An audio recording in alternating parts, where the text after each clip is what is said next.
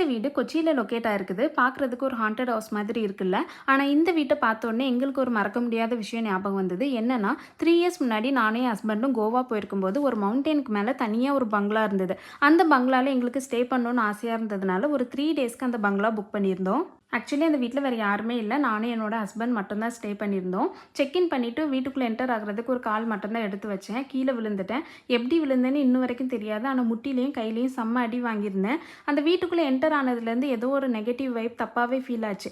அதனால் இந்த வீட்டுக்குள்ளே இருக்க வேண்டாம், நைட்டு தூங்குறதுக்கு மட்டும் வந்தால் போதும்னு சொல்லிட்டு வெளியே கிளம்பிட்டு நைட் ரிட்டன் வீட்டுக்கு வந்தோம். ஆனால் அன்றைக்கி நைட் நாங்கள் உயிரோடு இருந்ததே பெரிய விஷயம் தான் சொல்லணும். அந்த வீட்டில் நடந்த ஒவ்வொரு விஷயமும் மர்மமாக தான் இருந்துச்சு. நெக்ஸ்ட் டே மார்னிங் 4:30க்கு இனிமேல் இந்த வீட்டில் இருக்கக்கூடாதுன்னு சொல்லிட்டு கடகடன் பேக் பண்ணிவிட்டு வெளியே வந்து பார்த்தா எங்களோட பைக் பஞ்சர், கண்ணாடி எல்லாம் உடஞ்சிருந்தது.